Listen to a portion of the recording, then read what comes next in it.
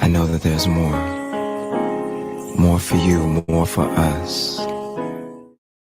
DJ discretion. Flow still sick, I ain't talking the pandemic.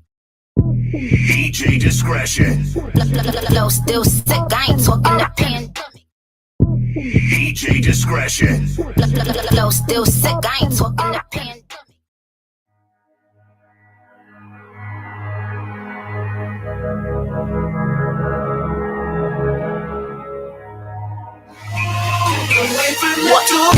Say it, Anna, what you gonna do now? Hope you're ready, cause I'm really about to put it down. Girl, you know that I will never disrespect you. We love tomorrow, but tonight I wanna spank you. That ass, girl, gotta make it last now. Girl, I'm so thin, I'ma beat it up.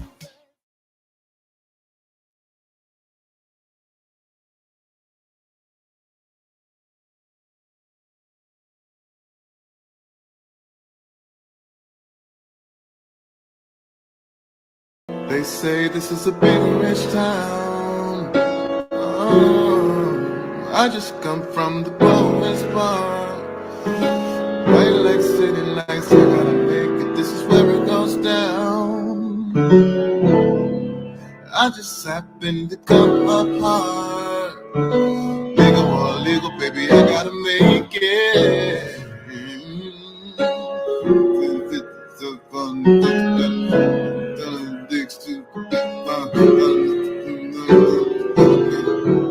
If you owe me money,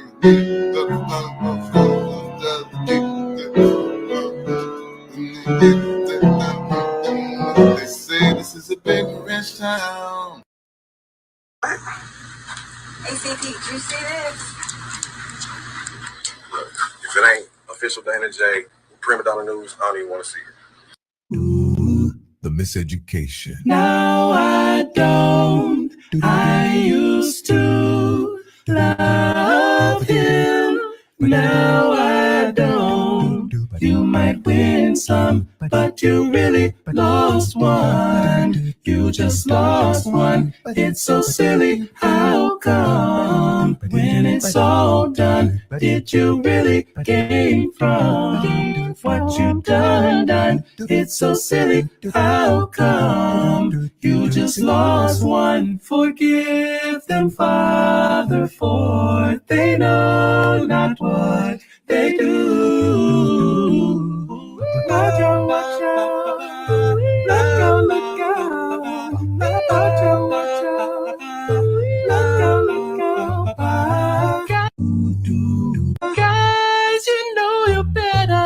watch out, yeah.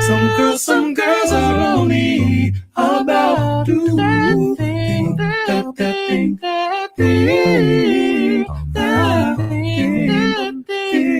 thing, ba ba ba ba ba, yeah yeah, ba ba ba, ooh ba ba ba, come again, ooh. No matter how I think we grow, you always seem to let me know it ain't working, it ain't working. And when I try to walk away, you hurt yourself to make me stay. This is crazy, crazy, crazy, crazy, crazy. Care for me, I know you care for me, care for me. Guys, you know you'll be there for me, cry for me, care for me. You said you die for me, give to me. Why won't you live for me? Ooh, when it hurts so bad, when it hurts so bad, ooh, when it hurts so bad, when it hurts so bad. Now the joy of my world is in Zion. Tell him, be alright, be alright. You're just too good to be true. Be there for me.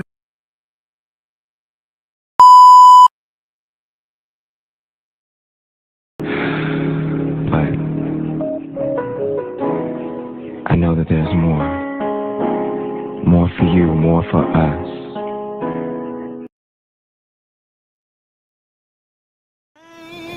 Children, rain all night long.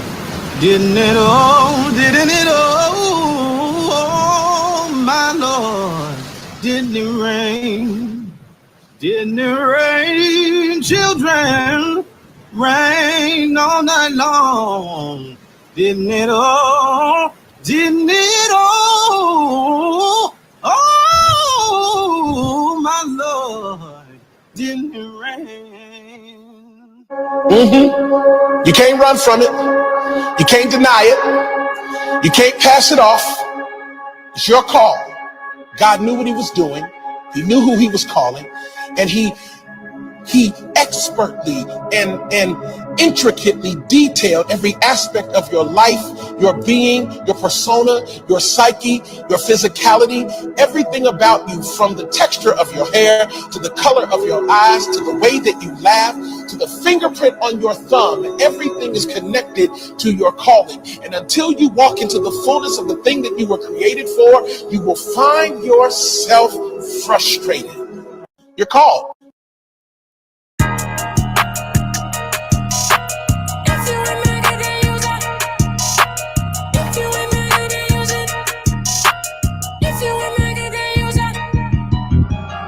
That's a knock.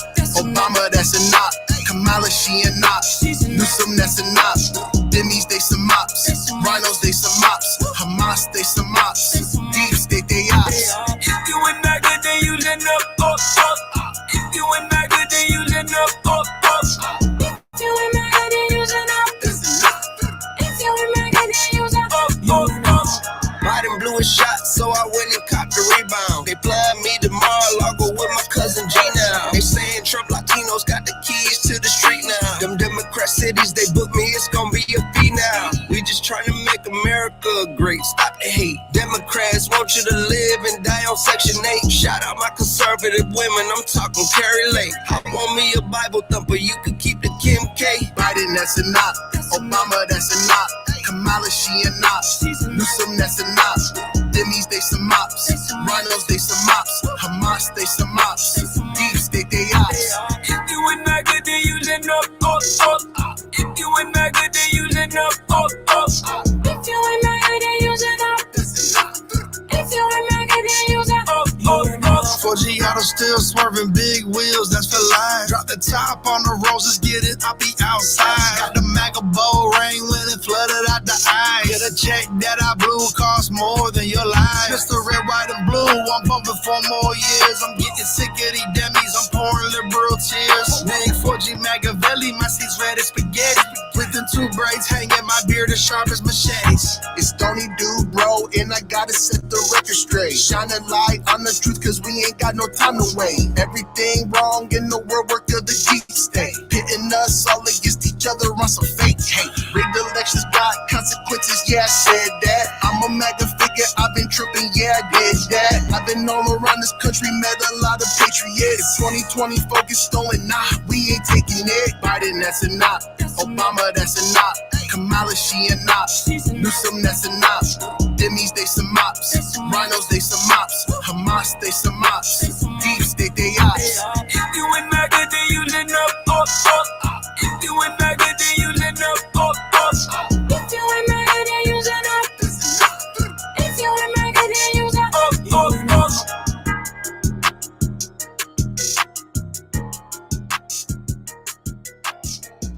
Yeah. Y'all know how we started. Dream Team, what's going on?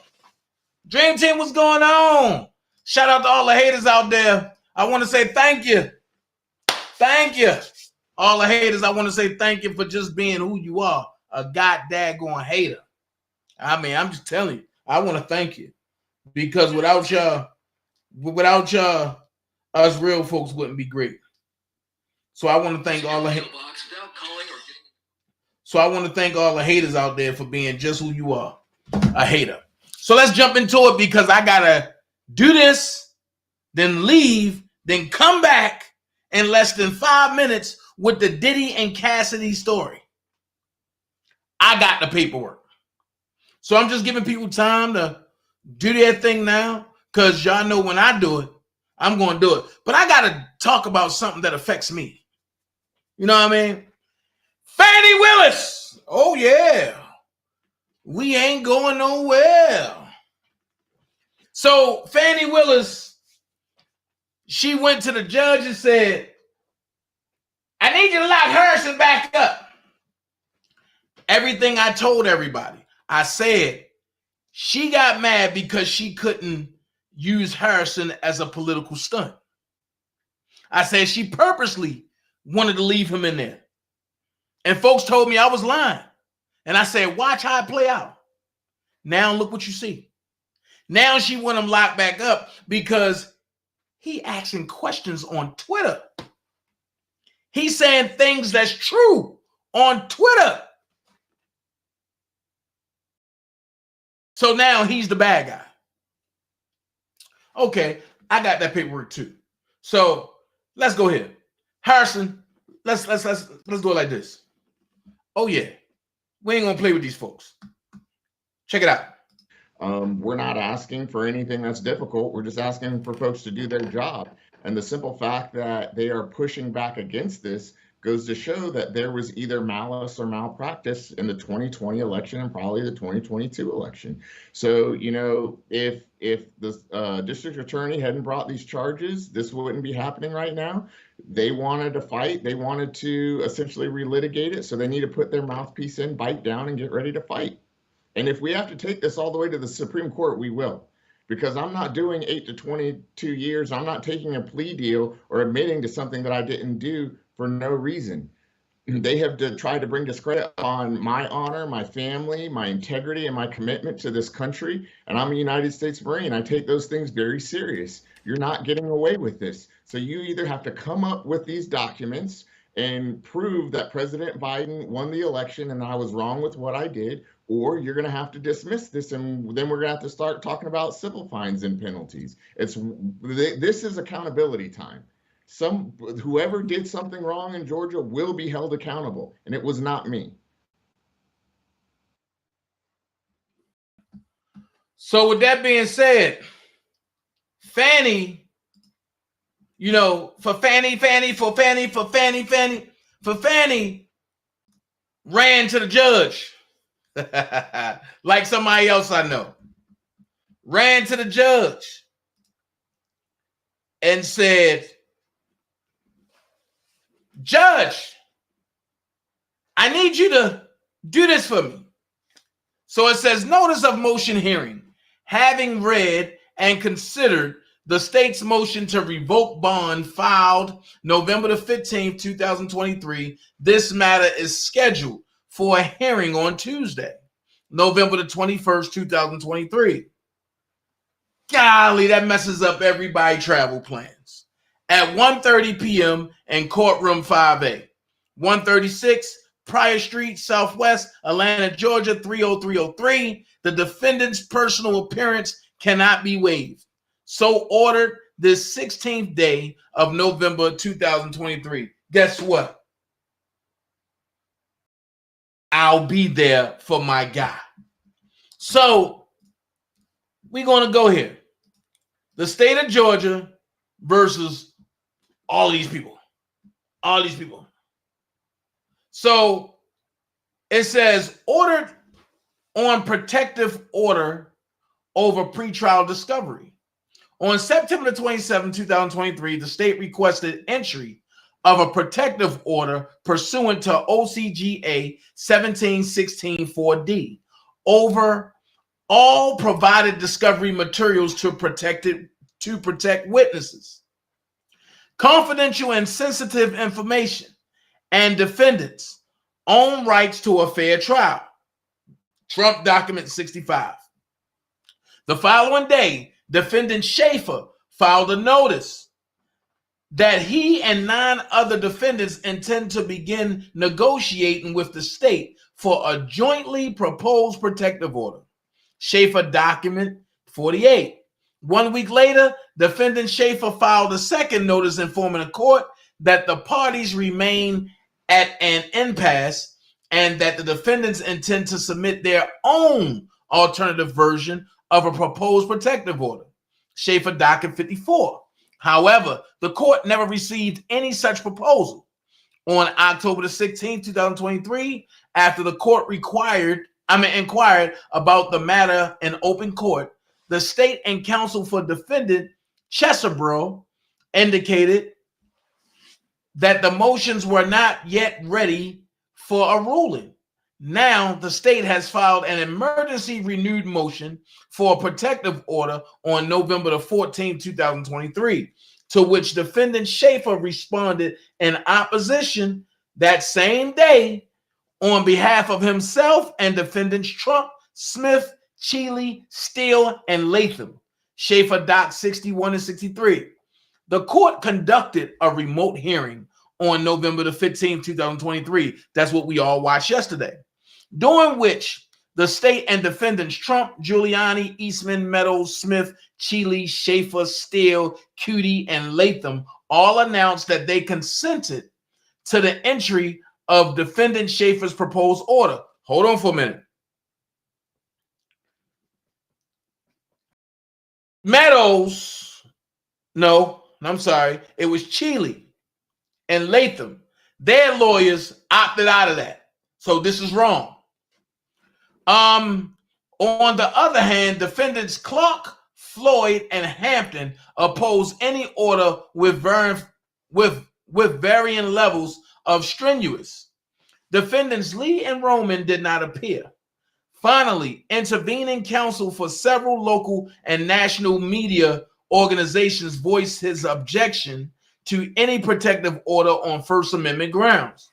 Having considered the dual and proposed protective orders, the law, and argument of counsel, the court finds the entry of a protective order concerning pretrial discovery necessary and justified by the particular circumstances of this case. In Georgia law, the only explicit reference to protective orders for pretrial criminal discovery can be found in a rarely, if ever, appealed section of the Criminal Procedure Discovery Act applicable to felony cases.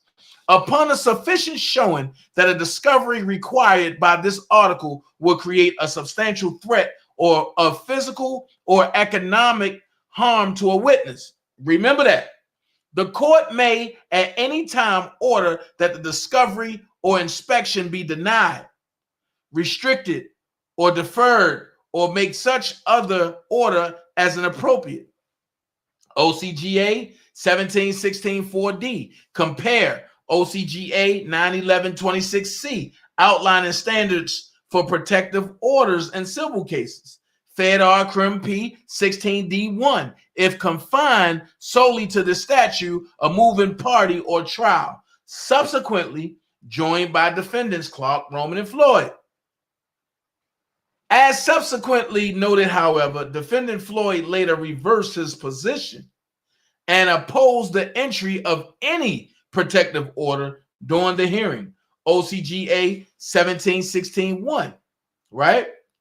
Court would be left unable to consider the effect that pretrial disclosure of discovery materials has on other important matters, such as pretrial preparation or the prospective jury pool.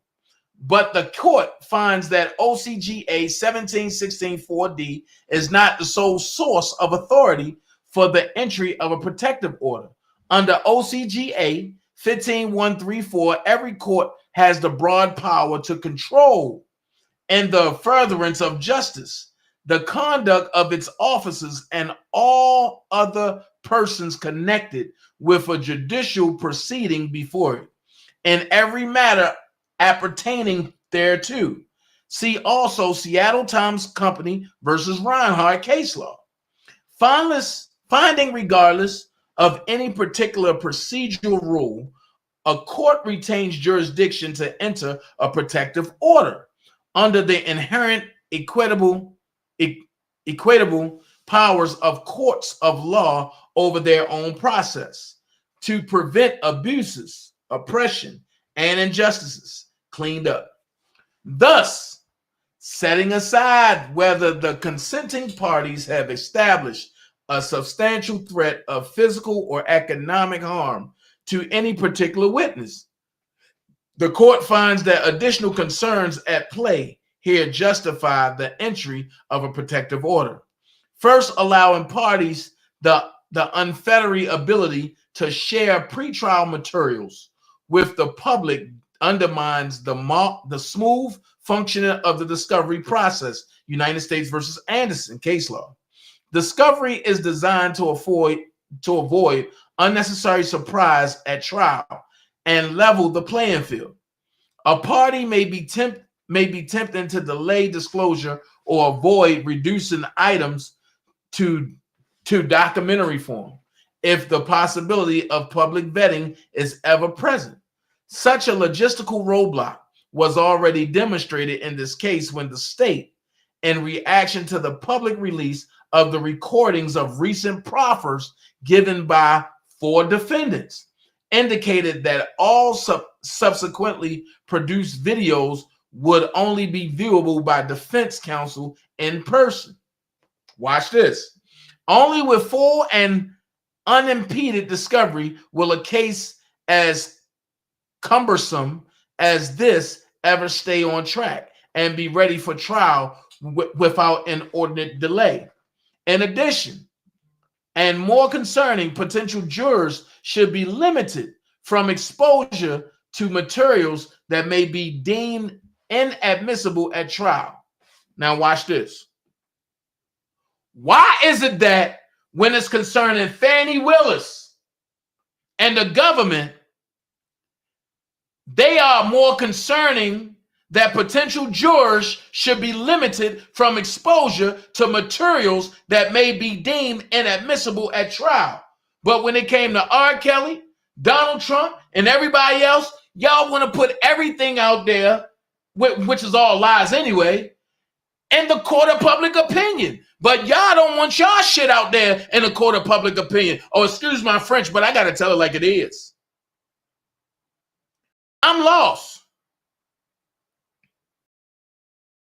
Why is it that only the government want to conceal theirs and the state want to conceal theirs, but everybody else that's opposed to the government have to have theirs put out there? One party may believe a piece of evidence should be a pronouncement since withdrawn.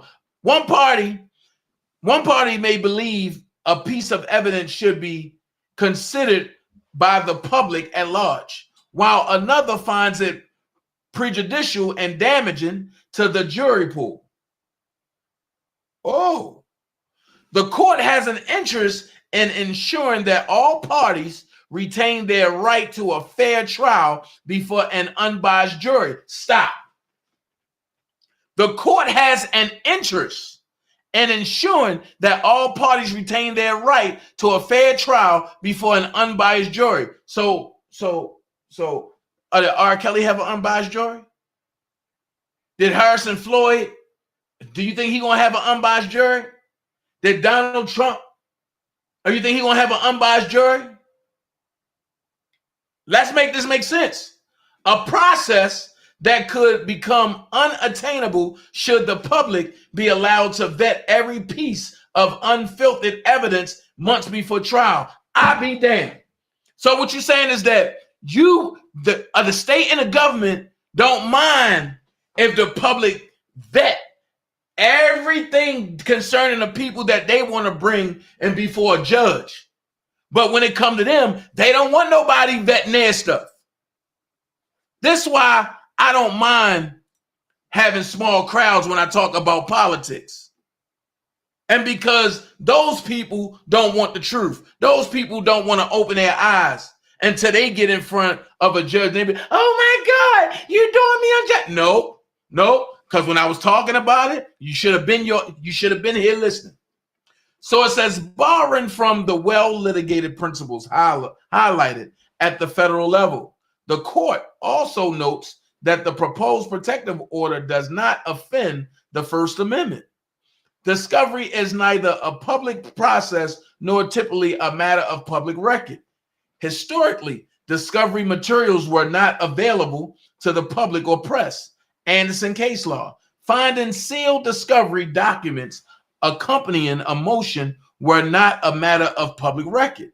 See also United States versus Smith case law.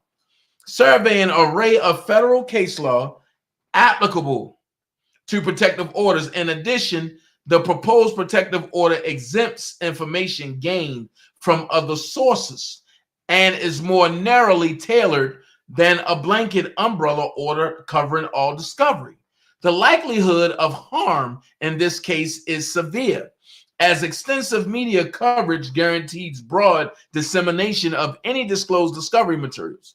Finally, the order is not indefinite and will expire at the conclusion of this case. With these justifications in mind, the court hereby enters the attached protective order as proposed by defendant Schaefer, with slight modifications effectively immediately. Okay, that's cool.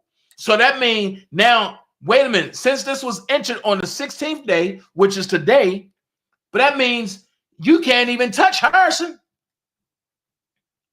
You can't touch him. So protective order regarding all pretrial discovery in indictment number 23 SC 188947, right?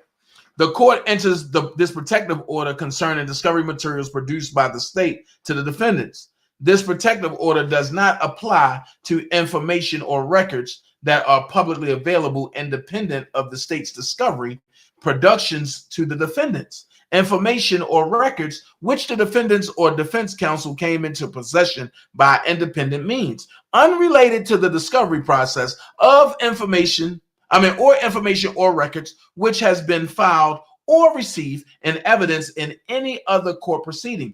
For the purpose of this protective order, sensitive material shall mean any evidence within the state's discovery productions to the defendants and their counsel, which the state believes in good faith is entitled to confidential treatment under applicable law and which the state designates as sensitive materials. Okay, let's go down. Let's get past that. Okay, let's get past that. Okay, any evidence? Okay, we ain't gonna do that. Okay. So this was to all of them. Okay.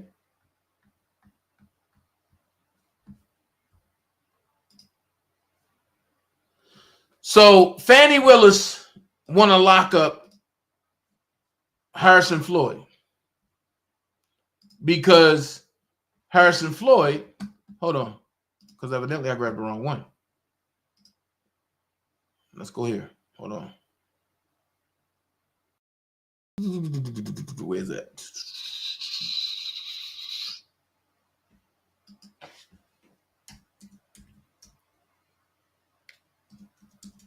Hold on.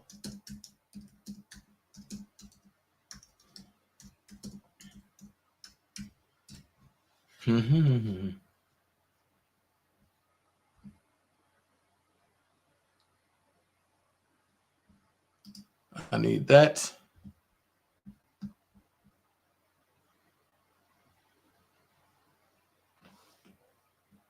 Okay. I need that, which is there. Hold on for a second, y'all.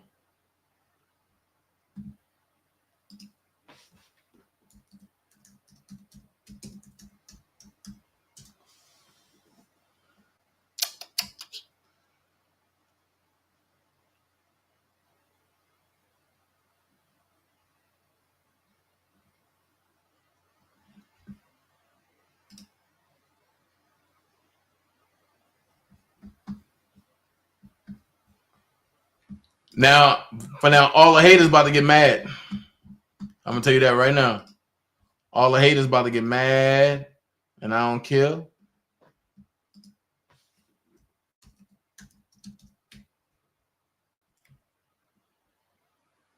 Let's see. Hold on.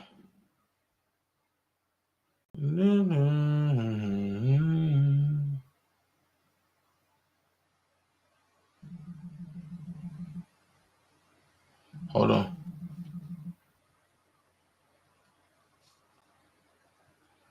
Hold on.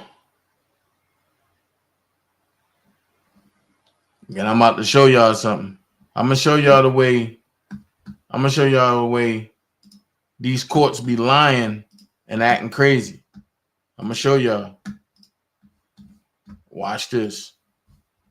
This gonna trip y'all all the way out.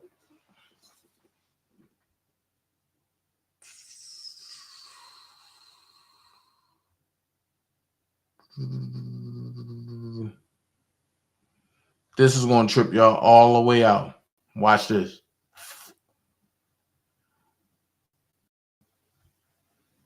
Where's that? I was just watching it.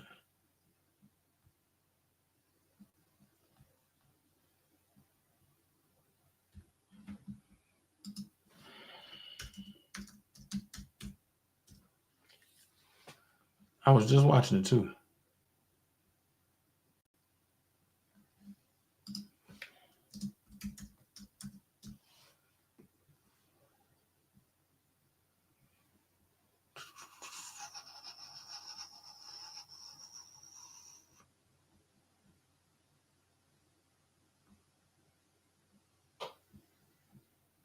Hold on.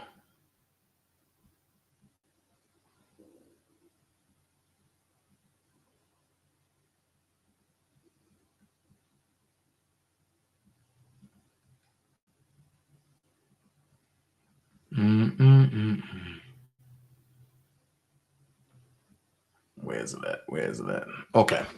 Anyway, let's do it this way. Let's do it this way.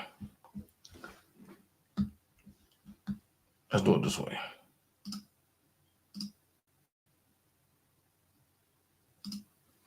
Check this out. I'm going to show you this.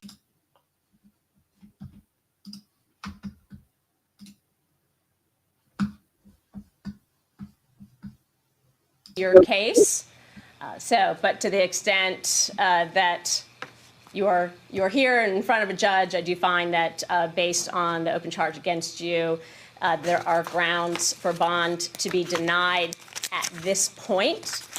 So I'm going to go ahead and find that you are a risk to commit additional felonies and a potential risk to flee the jurisdiction. So I'm going to deny bond, but a full consideration of bond will be addressed by Judge McAfee as your case moves forward. Do you understand? Say something, Your Honor. So the charges brought against me by the federal government were first presented to the state by the FBI. The state decided to not prosecute. On the day they decided not to prosecute, the U.S. attorneys in the state of Maryland notified my attorneys that they would take up the charges. This charge is a simple misdemeanor, ma'am. I got on a plane. I voluntarily came here. I am already on federal pretrial supervision. I've had no issues with being on pretrial supervision. There's no way that I'm a flight risk, ma'am. I showed up before the president was here. Okay. I understand, Mr. Floyd. The issue of bond is not going to be decided by me. It's going to be decided by the judge who is assigned to handle your case, okay? This is just a first appearance hearing for a case that's already been indicted. So I was just letting you know that it's not, we're not going to have a bond hearing today, but to the extent that you are before a judge, I'm telling you that bond is not going to be issued today. No, all right? Let me have it. Okay. You have Harrison Floyd, and normally Bose comes on to talk about capital markets. Robert, Harrison Floyd is a patriot and a hero. Why is he still in this jail, which is one of the worst jails in the country? Why did, and quite frankly, I think the only black male that was part of this, why did they single him out for this? It's outrageous, sir. So, yes, Martin Luther King said, if there's an injustice anywhere, it's a threat to justice everywhere. Well, I can tell you Fanni Willis is actually a threat to justice. So Harrison Floyd was on the phone call. He wasn't even in Georgia, and he was listening to Ruby Freeman blow the whistle on January 4th of 2021. Trevian Cuddy was there sitting next to Ruby as she did this voluntarily. Trevian said the federal people were in the station there with her. There was another young man, Garrison Douglas. He was sitting next to Ruby Freeman, but he's Brian Kemp's spokesman. He was not indicted. Very curious about that. Harrison was, no one pressured Ruby. She had a contrite moment where she knew something was wrong with the Fulton elections, and she wanted to talk about the USBs blowing your mind. She talked about the rescanning, the cases under the table. And Harrison just happened to be there when Ruby voluntarily made these claims. Harrison, hang on, slow down. How do we know that? How do we, because Ruby Freeman's saying that's all thing, and she's going after Gateway Pundit and others, Rudy Giuliani, for defamation. How do you know that's a fact? So there's a body cam with her admissions that directly contradict her suit in the D.C. court. And you know, Steve, that she has Michael Gottlieb and 5 others from Wilkie Farr Gallagher as her lawyers. She and her daughter Shay Moss are represented by Wilkie Farr. This is a very coordinated smear campaign against anybody. Okay, hang on. But is Harrison Floyd, is that the entirety of why he's considered part of the 18 because he was on that phone call? Is that the root of the charges against him? Just that he was on this first phone call or listening when Ruby Freeman was saying this? Is that it? That's it. He's falsely accused along with all the others. None of the 19 did anything wrong. No crimes. They alleged that Harrison was pressuring Ruby to make false statements about the election. Well, Ruby did it on her own, and she had tremendous evidence. She talked about there not being a cover-up, that the GBI in Fulton County didn't investigate. So they already had a shot. Hang on. We'll get into all that. That's all we can get into that the days ahead. I want to deal with that. I just want to be specific. That is the charge that they're saying Harrison tried to force her to say something. And, of course, you say there's evidence and cameras, all that. We'll get to that later, Monday or Tuesday. Why is Harrison Floyd, why did the judge just say, you're not eligible for bail. You got to stay in this what they call one of the most dangerous jails in the country. Why is Harrison Floyd singled out from all the others that put a bond and were able to take off? Why did they single out the black man for this? It's incredible. I cannot believe it's outrageous that they did that. Now, there she said falsely. This judge, Emily Richardson, said that he's likely to commit felonies again. He never committed any felonies. He was actually served a subpoena and did not assault anybody. He didn't body slam anybody. He was the FBI and the same 2 guys that got Navarro and Flynn, same 2 agents. They went after Harrison Floyd in Rockville, Maryland, tried to trip him. And then Harrison basically was in their face yelling at him. But that's not assault. And they didn't arrest him at the time. That's the interesting thing. So there was no, if these FBI agents wanted to arrest him, they would have done it at the time. Hang on. Can I play, hang on, Robert. I want to play this clip again. So I'm going to run out of time here. I know that. I got a bob and weave. Just play. I want to play the judge again. Play the clip. I want to hear this again and have Robert come in. That's going to be addressed by Judge McAfee, who's assigned to your case. But to the extent that you're here in front of a judge, I do find that based on the open charge against you, there are grounds for bond to be denied at this point. So I'm going to go ahead and find that you're a risk to commit additional felonies and a potential risk to flee the jurisdiction. So I'm going to deny bond, but a full consideration of bond will be addressed by Judge McAfee. Why is Harrison Floyd dangerous? Why does she keep saying that? Where does that come from? He's not dangerous at all. He's committed no crimes, and he was accused of a misdemeanor, and that's a false charge as well. So, and Harrison, just earlier on that clip, it's a YouTube video, it's posted. He says he couldn't afford. He's got retainer bids from 2 lawyers for $40,000 and $100,000 plus costs. He can't afford it. So they offered it to him first, and then they yanked it. Now, and this judge is representing the chief judge, Scott McAfee. I have no idea why she pulled the bond idea on him. He's singled out. He shouldn't be in there. Okay, we're going to come back on Monday, and we'll have you back on. But over the weekend, is there a fund specifically set up and we know is monitored just for Harrison Floyd's defense? Is there a place to actually people, if they are so inclined to review it and make a decision whether they want to send it or not? Is there a place to do that? Yes, it's a give, send, go that is put up by one of his lawyers. It's legit. There were some others out there that were maybe not so legit, but this one you're putting up now is the legit one, and we had very generous donors to come in to help him a little bit. He needs more because the legal fees are going to be expensive, and if he does post bond, he needs that for the bond. Yeah. So, thank you. Okay. Well, Robert, also, where do people, you're putting up information all the time. Where do people go to stay up on, I know you're on a lot of things, but this thing specifically with Harrison Floyd?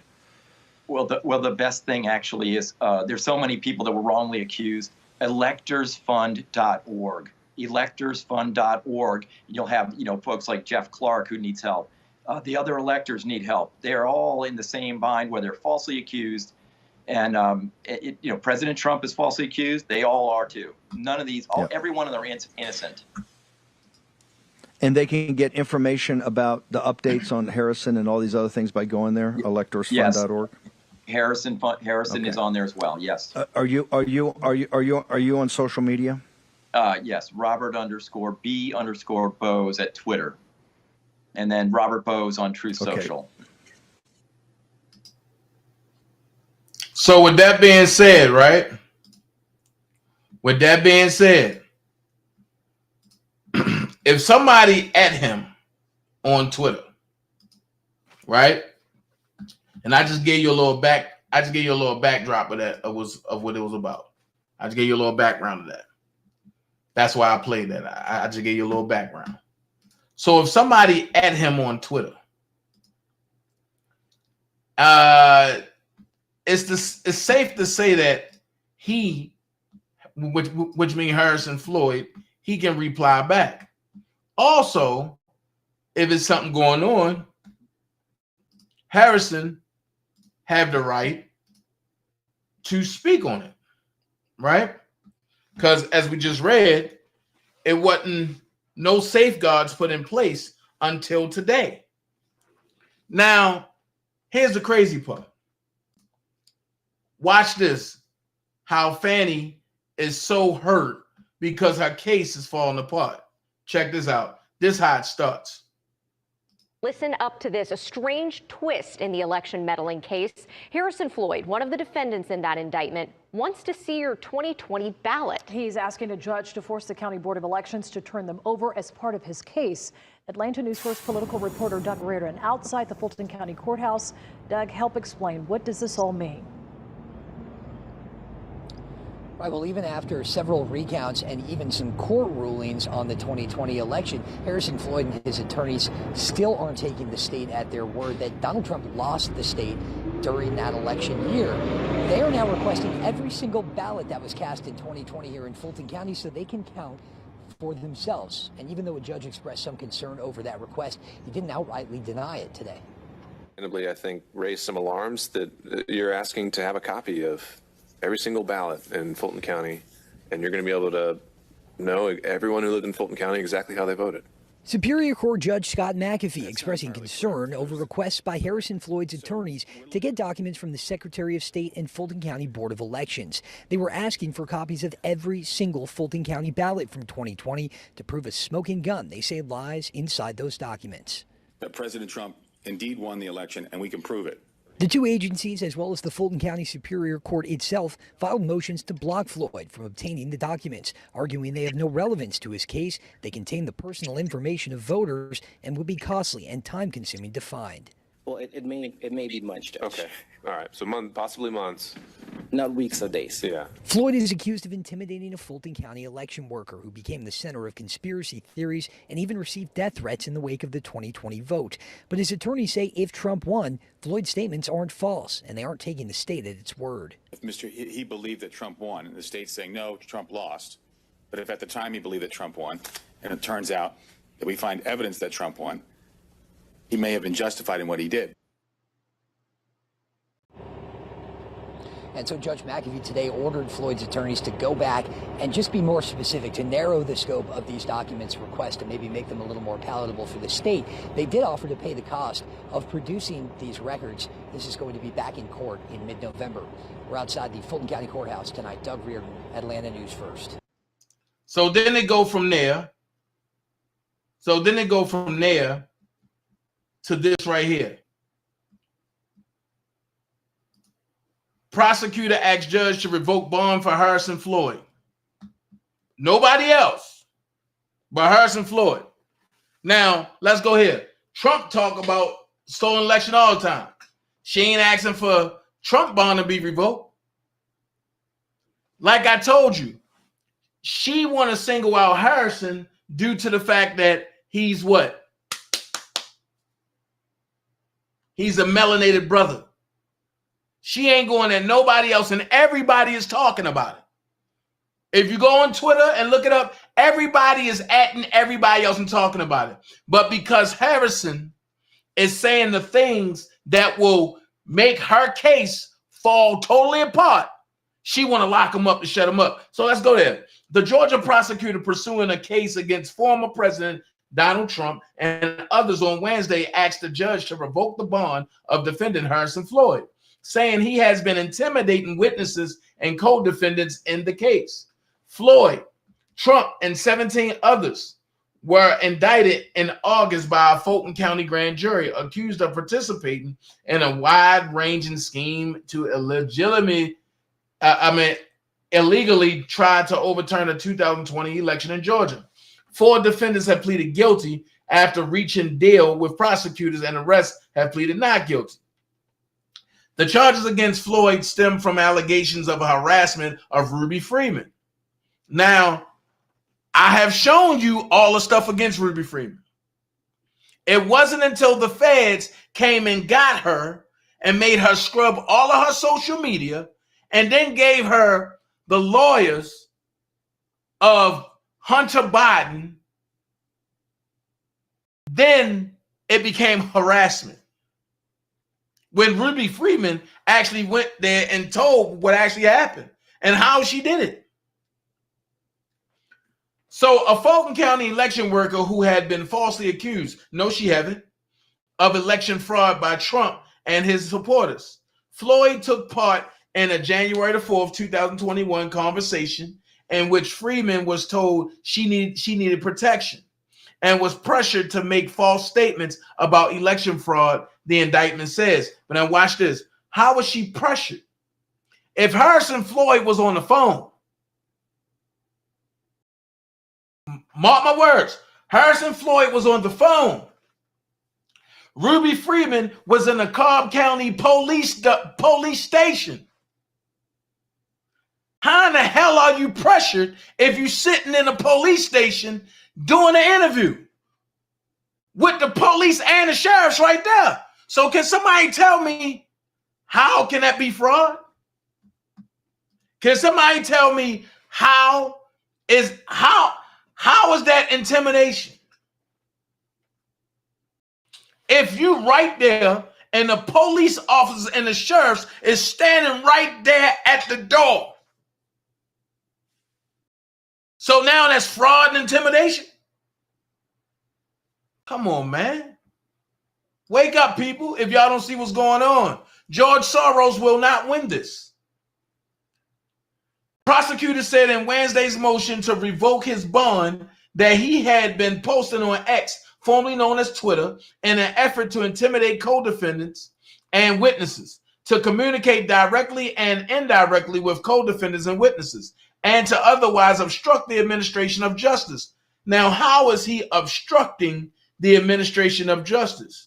They tried the same thing with R. Kelly and found out that wasn't true. His actions amounted to intentional and flagrant violations of his bond conditions, prosecutors wrote. Now watch this. If Fanni Willis wasn't behind the political stunt against Trump trying to use Harrison Floyd, how do she know what was in his bond conditions if she wasn't there? If she wasn't at his bond hearing, how she know what's in his bond conditions? Wake up, people. When I tell y'all, these people that take oaths, they not for you. So Chris Kacharoff, an attorney for Floyd, said District Attorney Fanni Willis' attempt to revoke his client's bond was nonsense, adding, she's not going to get it granted. He said he plans to file a motion to disqualify Willis from the prosecution. Uh-oh. Now you see why she won his bond revoked. Because of her personal animus against my client. Once again, when I tell y'all something going on, I'm not going to come out here and just speak and not know what's going on. Fanni Willis have a personal interest. Now, if she could have flipped Harrison Floyd, this wouldn't have been going on. But because she can't flip him, and because he going back and bucking the system, she mad. But it goes deeper. Floyd was the only one of 19 defendants in this case to spend time behind bars at the Fulton County Jail in August, while the other defendants in the case had their lawyers reach out to prosecutors for a bond agreement before turning themselves in at the jail. I told y'all. Fanni Willis would not meet with nobody in reference to Harrison Floyd because she wanted to make a statement. And all the stupid people, and when but I'm going to get there. Hold on. Floyd showed up on August 24th without a lawyer or a bond agreement. No, he had friends there with him. He was released August the 30th after his lawyer negotiated a $100,000 bond. The conditions of his release include not communicating directly or indirectly about the facts of the case with any of his co-defendants or any known witnesses. Prosecutors say he repeatedly attacked Georgia's Secretary of State, Brad Raffensperger, and one of his top aides, Gabrielle Sterling, who are both likely witnesses in the case. In one social media post they cited, he seemed to imply that the two men had interfered in elections, lied before Congress, and lied to Willis. So wait a minute. He can't state how he feel on a public platform? And if he talking to somebody else, he's allowed to say that. In a November the 6th interview on a podcast, he discussed the facts of the case and communicated indirectly to co-defendant Jenna Ellis. By discussing her guilty plea. It's public.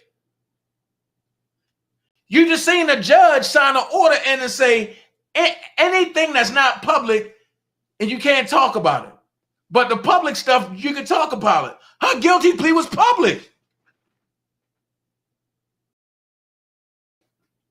Prosecutors wrote, after the details from the video of an interview Ellis did with prosecutors as part of her plea deal were reported by news outlets earlier this week. Prosecutors cited a post in which Floyd called her a whole mess. Oh my God.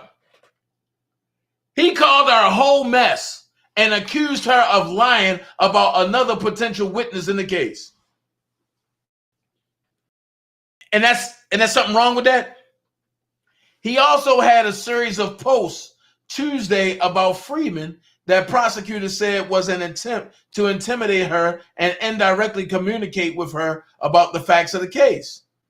Freeman and her daughter, Wandrea Shea Moss, were vilified and harassed by Trump supporters after lawyers for the then president played surveillance video footage from the arena during a meeting of Georgia state lawmakers in December 2020. State and federal officials investigated and found no evidence of election fraud at the arena. Watch this. They played the video of her tampering with election fraud, right? Okay. Now watch this. See, because folks don't think shit's real. I'm about to show you something. I'm about to show you something.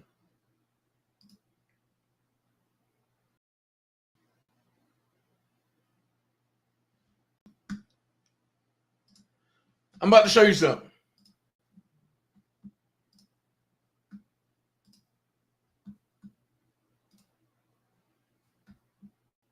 Because this is the video. And you clearly can see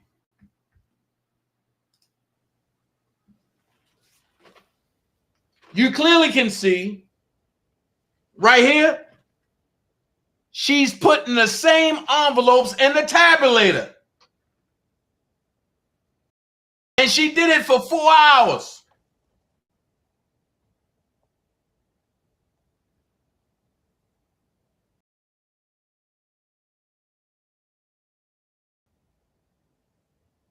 So if this is not election fraud, then what is? But it's nothing to see. As Biden regime wants you to say, it's nothing to see. The mother in the purple and the daughter in the yellow. Oh, but it's nothing to see though. The same envelopes, the same documents.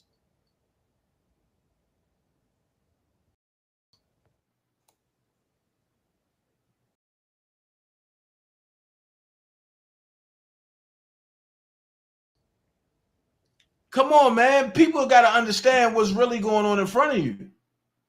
So with that being said, hold on. I'm sorry, wrong one.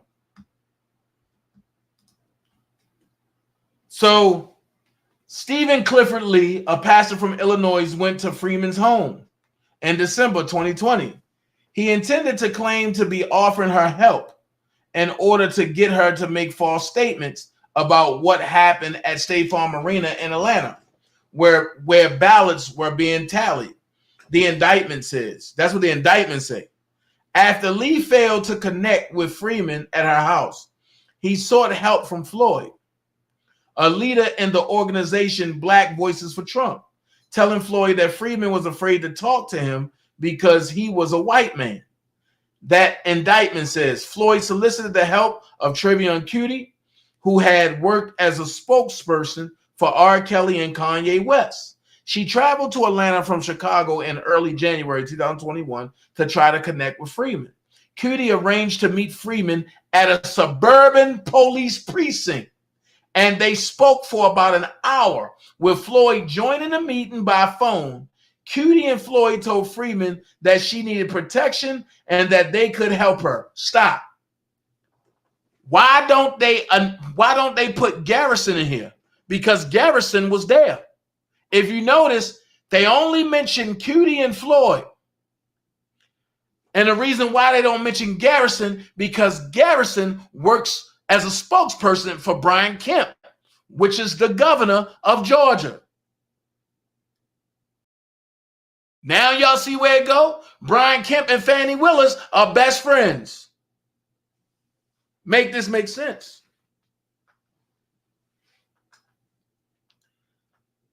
But in reality, they were trying to influence her testimony to get her to lie about what happened at State Farm Arena as votes were being counted. The indictment says. So now you got to have the indictment that goes against what she originally said to the police department. So that means whoever wrote the indictment up lied. After they tried to have the police department change statements on a police report.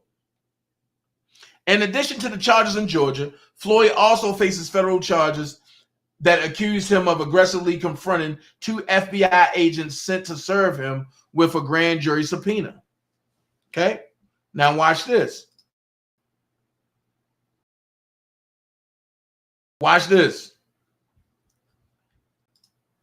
This is why Fanni Willis also is pissed off. Because Fanni Willis, the Fulton County District Attorney's Office, is seeking emergency safeguards after recorded interviews of 4 election subversion defendants were leaked to the media, setting off a heated feud between attorneys in a sprawling case.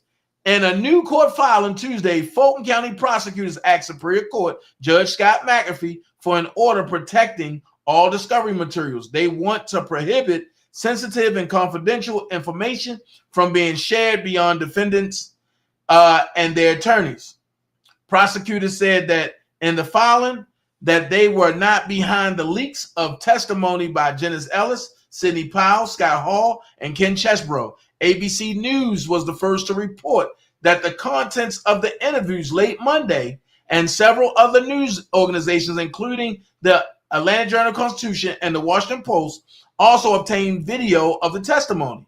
The interviews with prosecutors, known as proffers, are a preview of what witnesses might say if they testify at trial. Prosecutors said the leaks were tantamount to witness intimidation, while attorneys for some of the defendants countered the DA's proposed protective order would restrict their ability to mount a robust defense. Ted Goodman, a Giuliani political advisor, said Willis wants to shut everyone up by weaponizing the protective order process so the defendants can properly can't properly defend themselves, and so that her office is the only one that can continue to leak. You see that, right? Ellis, Powell, Hall, and Chesbrough were charged alongside former President Donald Trump, Giuliani, and 13 others in August for their alleged roles in working to overturn Georgia's 2020 election results. Each of the 4 pleaded guilty to lesser crimes over the last 6 weeks in exchange for no jail time and their cooperation in the case. Prosecutors had previously asked for a protective order limiting the disclosure of discovery materials. If approved, a judge could hold a violator in contempt. If approved, a judge could hold a violator in contempt, but McAfee didn't approve it until today. So if Floyd don't say nothing after today, he can't be held in contempt. But McAfee didn't act on their request. The remaining defense attorneys who represent the other 15 defendants in the case also received copies of the proffers as part of the discovery process earlier this fall. Hold on. Wait. I'm going to go down. I'm trying to see it. Hours after the DA's office requested an emergency order, McAfee scheduled a hearing on the matter for Wednesday afternoon. During the Q&A at the Washington Post Live Global Women's Summit on Tuesday, Willis expressed her displeasure that the interviews were released. Surprising? No. Disappointing? Yes, Willis told the interviewer. In their filing, prosecutors said the release of the recordings is clearly intended to intimidate witnesses in this case, subjecting them to harassment and threats prior to trial, constitutes indirect communication about the facts of the case with co-defendants and witnesses, and obstructs the administration of justice in violation of these conditions of release imposed on each defendant. Watch this. I'm going to read that again. In their filing, prosecutors said the release of the recordings is clearly intended to intimidate witnesses in this case, subjecting them to harassment and threats prior to trial, constitutes indirect communication about the facts of this case with co-defendants and witnesses, and obstructs the administration of justice in violation of the conditions of release imposed on each defendant. In a separate court filing, here we go. Attorneys for defendant David Schaefer argued that Willis' proposal was too broad. They said Willis failed to meet her legal burden of showing a substantial threat of physical or economic harm to a particular witness, and urged McAfee to oppose the DA's request. Schaefer's team provided a text of an alternative protective order should McAfee deem it necessary, okay? Which it said was backed by attorneys for Trump and 4 other defendants. Their proposal would require the DA's office to designate certain evidence as sensitive materials and give defendants 14 days to contest the designation, right? The DA's office said that going forward, it would not produce copies of proffers to other defense teams as part of the discovery process to prevent future public disclosure. Instead, it said defense teams would have to visit the DA's office to view the recordings confidentially. Then it says this: they may take notes, but they will be prohibited from creating any recordings or reproductions, prosecutors wrote. Now watch this.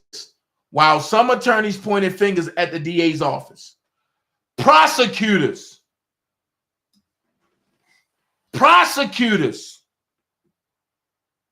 want y'all to see this.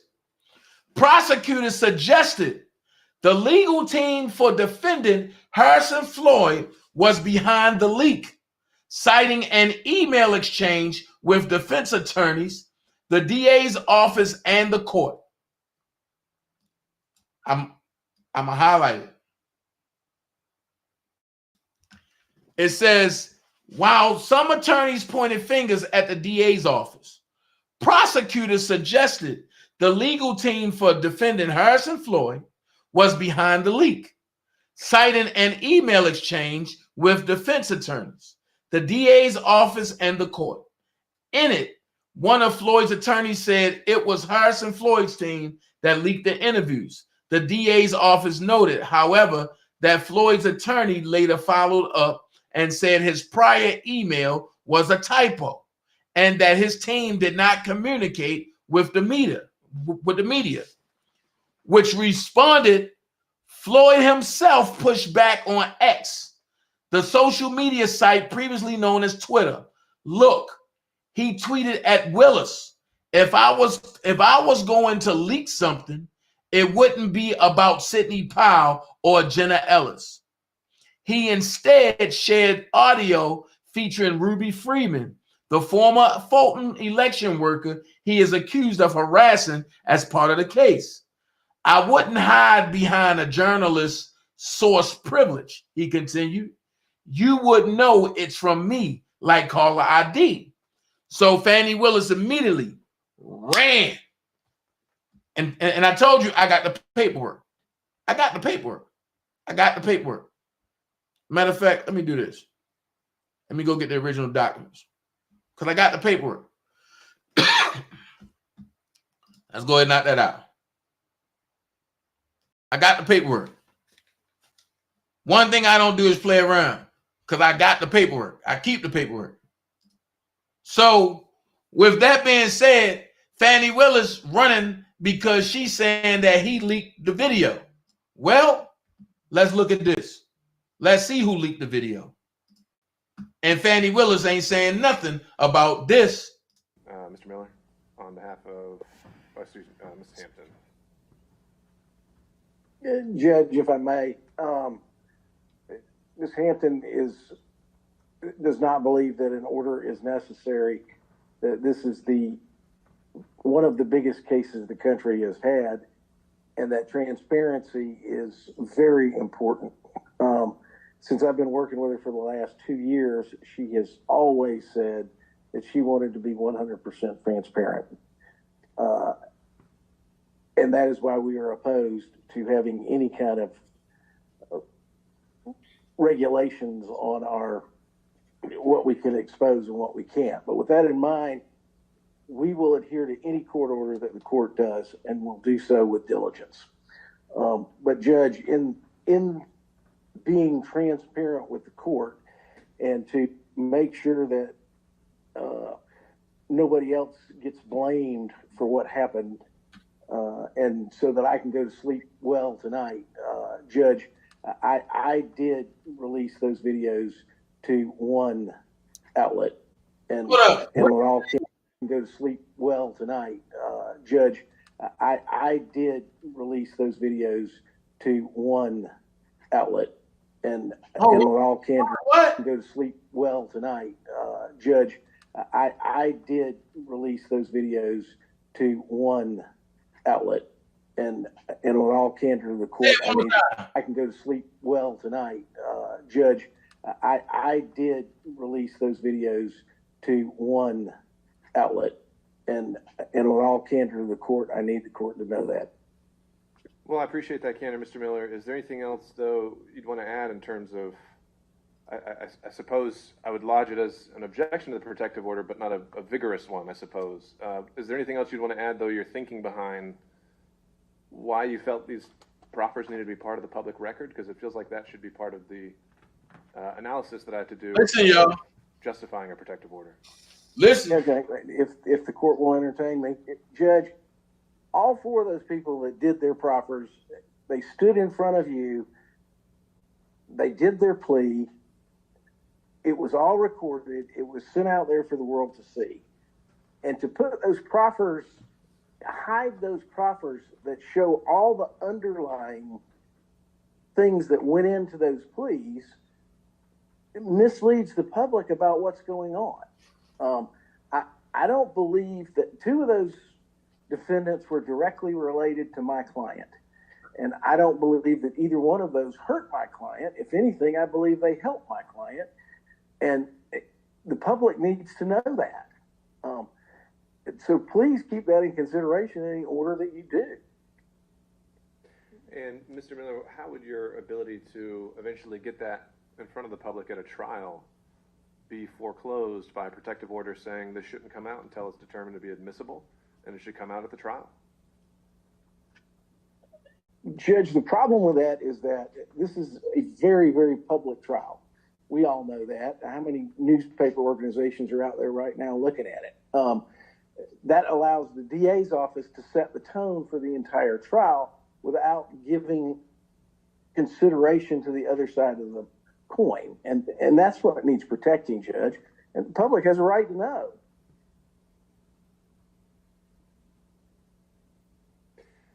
Well, it's a good slogan, but do we have any case law that says pretrial discovery is part of our First Amendment concerns? I know Mr. Clyde is sitting there just waiting to be teed up here on behalf of the media organizations. But it seems like having open files for everyone to start litigating the case before we actually get inside of a courtroom comes with a lot of side effects. I don't know if we've thought through. Judge, I cannot argue with that logic. But so far as case law on these issues, I can coach you a couple of things, but note that the state's only case law that they came up with was a case that wasn't even related to Georgia from 1993. There's just not a lot of Georgia law on this particular issue. No, I certainly grant you that. The lady that's on a dictaphone, she's repeating everything that's being said inside the courtroom. That's called a dictaphone. I think we're a bit unmoored here in Georgia on this issue, but I'll put all those thoughts in the order, which I will hope to get out by tomorrow morning. All right, Mr. Miller, if there's anything else you want to add. So I have a question, and I hate to make this a black and white situation. Why is it that Harrison Floyd get persecuted for stuff that he didn't do, and because he want to come out and talk, not talk about the case, but he talked about certain things that deal with him? But Fanni Willis want to lock him up, but she don't want to lock up the lady that and the lady lawyer that released the prophets. Trying to tell y'all, man. That's why I'm thinking real hard about this Georgia thing. Last but not least, I want y'all to see this.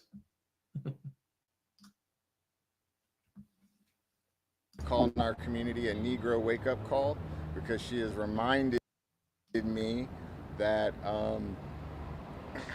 our country and the state of Georgia will not be able to be a righteous nation if we stand on pillars of corruption, racism, lying, and cheating. And when we are governed by men and women who are more concerned about things in the world rather than serving the citizens they're sworn to protect, we end up going into more and deeper darkness. So the only thing we can do is follow God and lead by example. And so I'm also announcing right now that I'm exploring running for a congressional seat in Georgia. I'm coming back here to get things right. I would like to thank District Attorney Fanni Willis for giving me what we call in our community. And then I'm going to say this and I'm going to leave it here. And for all the haters, I know y'all don't like seeing this, but I like making y'all mad. So while people think that things going to go a certain way, this is what I want y'all to see. Time in jail, the former director of Black Voices for Trump, Harrison Floyd, was released on bond. While former President Donald Trump was in and out of jail in less than 20 minutes, Harrison Floyd spent 6 nights there. 11 Live Doug Richards was there when he finally walked out of jail. Harrison Floyd's experience here at the Fulton County Jail could not have been much more different than the other 18 co-defendants who quickly entered and exited the Fulton County Jail. Floyd left the Fulton County Jail shortly before lunchtime. He declined to answer questions. About 2 hours later, he announced he might run for Congress in Georgia, but again, took no questions. Floyd had shown up at the Fulton County Jail Thursday, just a few hours before former President Donald Trump. And while Trump entered, took a booking photo, and exited very quickly, Floyd stayed locked up for 6 nights. Last week, when a judge denied him bond, she cited his charge pending in Maryland, simple assault on a federal officer. Based on the open charge against you, there are grounds for bond to be denied at this point. Floyd is charged with intimidating a Fulton County election worker, trying to get her to admit she'd rigged Fulton's vote count. In fact, authorities found nobody rigged the vote count. Tuesday, Floyd's legal team negotiated a $100,000 bond, and he got out a few hours later. While other defendants in this case made arrangements for bond in advance, Floyd did not. And that helps explain why he alone, among the 19 co-defendants, spent 6 nights locked up here. At the Fulton County Jail, Doug Richards, 11 Alive News. What's killing people the most? You have to put food as #1. If y'all So when I tell y'all this is, yes, Diamond, this is political. Very political. And it's okay. People like to run with stuff that they don't know nothing about. And the first thing they say is, oh yeah, Harrison going to Floyd. Harrison Floyd going to jail. And guess who going with him? Guess what? I don't bail on my friends. I don't snitch on my friends. I don't send my friends to the feds. You'll never see a rat next to my name. I never claimed vice lord and never will. That's not in my blood. And I don't false flag for shit. But I stand on business. And I stand for what I stand for. So I said that to say this. Y'all got to think about Harrison Floyd. It's 9:28, 9:40. We back here with the Diddy documentation. I'm telling y'all, it's crazy. And I will read the Diddy documentation at 9:40. All right? See y'all then. Love every last one of y'all. Thank y'all for joining me. See you back at 9:40. Peace.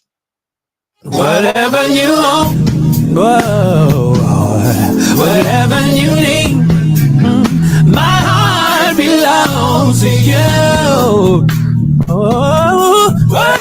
you need, there's nothing I won't do. Whatever you want, my heart belongs to you. I say whatever you need,